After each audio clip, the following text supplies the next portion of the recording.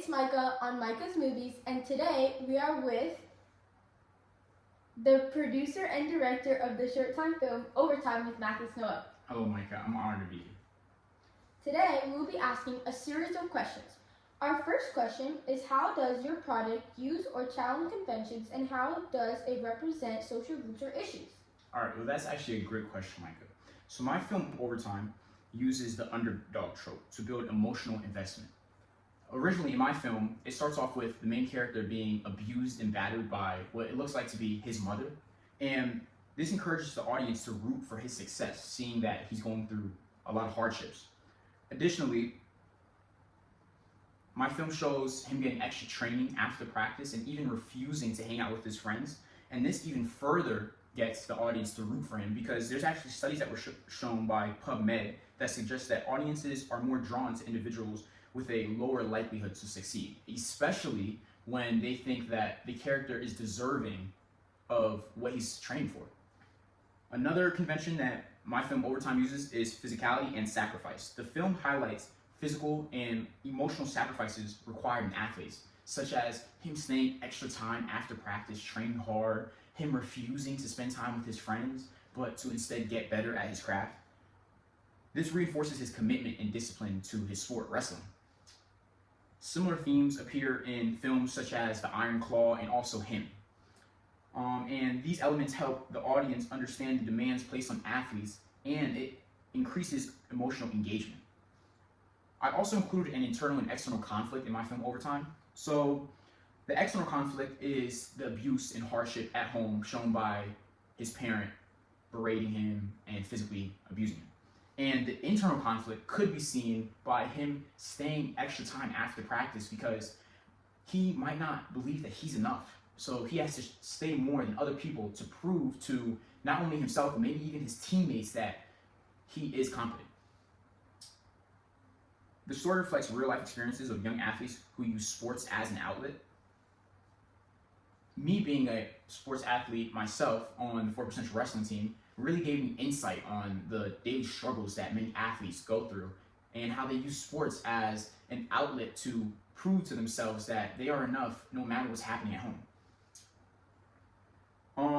Also, my film has heavy representation and it breaks a lot of norms. So this film centers around African Americans. You know, me being a black man myself, I not only wrote the script for the film, but I also produced it, I directed it, and I'm the lead role. So this challenges historical industry norms where most filmmakers were white. Reports like UCLA Hollywood Diversity Report in 2024 shows underrepresentation of people of color in film roles. It said that 2.8 out of 10 film writers were colored. Creating this film contributes to not only increasing diversity, but challenging stereotypes in the film industry. And that'll be all for the first question. Wow, your film addresses so many different topics and uses a variety of norms to really rope your audience in.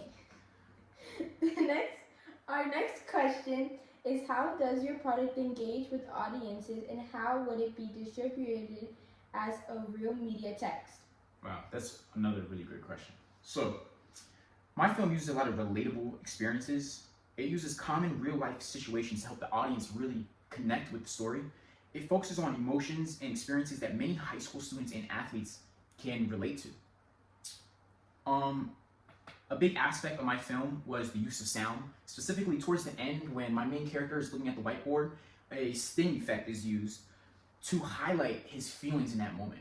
You know, as any other high school kid, especially when they do something for the first time, they're gonna be nervous. And the fact that his first tournament is coming up, using that sound sting really highlights his nervousness and anxiety towards that big event that's coming up. The sound creates a hair-raising emotional response in the audience. Another big part of my film was the music to engage the audience. The music used enhances their senses and maintains their focus on my film. Music was utilized not only during wrestling practice, but also in the extra train sessions.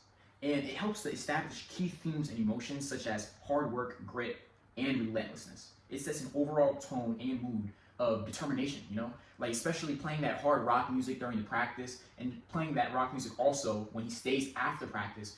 Just, it helps the audience feel what he's feeling. It really helps him be in the shoes of the main character. I also utilized a match cut transition. This was to transition Samson from his younger years to his high school years. And this keeps the audience curious about how the past trauma really affected him, because there's no really any tell whether the abuse that he went through really had a toll on him or not. It does also highlight his growth, because he went from being abused and berated at home to hard working at his goals of becoming a champion. And it also engages the viewer's emotional and intellectuality by leaving some questions unanswered. Leaving them guessing will allow my audience to stay hungry for my content. All right, so now for my distribution strategy. First, I start off with promotions on social media platforms such as Instagram, TikTok, Facebook, and YouTube. This would just be to establish a general basis for, where my fan base is coming from. So just start to put my name out there. Then after that, I'd reach out to local critics for reviews and feedback. This would make it so that people can tell that I'm the real deal. You get what I'm saying? Like, if you just see something, you don't really know if it's legit. You get what I'm saying? It helps if somebody puts their input on it, so it makes you more comfortable about taking the media in. Yeah.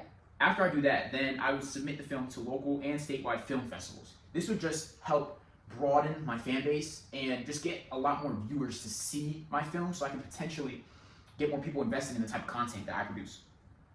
I would then work on expanding the outreach to more well-known critics for broader exposure, because once people who are real well-known in their craft give a review on my thing, then people will really start to take me as a film creator seriously. I would aim to feature the film on popular short film platforms like Omelero and Cine Short. And then slowly but surely, I would progress to larger Academy-recognized film festivals, which would just further broaden my fan base. And then I would attempt to build recognition with awards and critical acclaim. And my final goal would ultimately to pursue an Academy Awards nomination. Okay, good to know. Now, for my last two questions, Mathis will be voicing over some of his personal work, so you guys can get a better idea of what he's talking about. Our first question will be, how did your production skills develop throughout this project? Our second question is, how did you interrogate technologies, software, hardware, and online in this project? All right, to answer the third question, my production skills have increased significantly from the beginning of this year to the end of the year when I'm making this final project. This was mainly due to the frequent films we had to produce. My media studies teacher would assign about a film or two for us to do each week. This would force us to get better at, creating films. One part that really increased was my camera work skills. An example would be this film. Most of the shots taken are either mid shots or full body shots. I didn't really switch it up. I kind of was very repetitive with how I filmed. This contrasts with my now film Overtime. I use many different shots, such as an establishing shot. I use a lot of different camera movements also, like a tilt. As you can see, I did an over the shoulder shot. I switched it to the other perspective from my mom's point of view. I even switch it to show my brother getting slapped to the side. Switching it up just allows me to convey more emotion, and it just makes the film overall more dynamic. Another one of my skills that really improved a lot was my editing. In the start of the year, I was very apprehensive before I did anything. I wasn't very confident in what I was doing, and a lot of times I relied on my friends in the group to help edit the final product. Now, though, with creating my own film Overtime, I had to edit the entire project, and I now feel competent to edit my own work. Another part of my production skills that improved was finding music to use in my films. In the film above, I did use music, but I used a lot of copyrighted music. In this film, I used songs from Kanye West and also LL Cool J. And although it helped convey a good mood, it caused my video to be copyrighted. In my new film, Overtime, I tried to keep the copyrighted music to a minimum. I was able to find 2 songs that really had the same vibes that I was looking for, that were non-copyrighted, that were provided by Adobe Premiere. I did end up using one copyrighted song, Everlong, but the vibe and the effect that I felt it gave to the viewer and the audience was just unmatched. I couldn't find an uncopyrighted song that gave that same effect. All right, for the fourth question, how did I integrate technologies into my project? I integrate technology in a multitude of ways. The first way was the editing software that I used. I originally started with CapCut, but using CapCut, it didn't feel right. After I edited the full project, it wasn't what I originally imagined, so I ended up resorting to transferring the project and using Adobe Premiere. At first, it was a little confusing because I've never used that editing software before, but after trial and error and searching up things on YouTube, I was able to successfully create the vision that I intended for my project. Another integration of technology I used was music. Originally, I used YouTube to find most of the music, but most of the music ended up being copyrighted. So I ended up using the soundtracks on Adobe Premiere because they were not copyrighted. And additionally, they had a wide variety of songs to choose from. And I was able to find music that gave the same feelings of determination and grit that I found on YouTube without being copyrighted. All right, so the hardware I used to film my project. The majority of the filming was done on an iPhone 14. Occasionally, I used an iPhone 15 when my phone died to continue filming.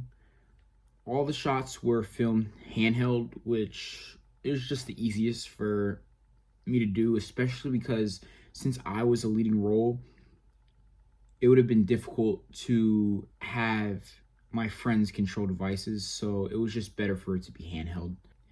It being handheld allowed us to make quick adjustments to the angles and also greater flexibility during shooting. I tried to avoid propping the phone up to film because I feel like it would have elongated the filming process, since we would have to constantly go put the phone, tap, walk back, grab the phone, see if we liked what was filmed. All right, and then I also use technology for the planning and organization. I use the Notes app on the iPhone to write my scripts down and also just to write my ideas down as I was troubleshooting and really just brainstorming what I should create for my final film.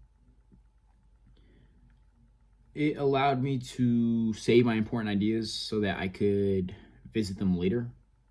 And the mobile access allowed me to not only work on my project while I was at home, but also work on it on the go, which ultimately sped up the creation of my project.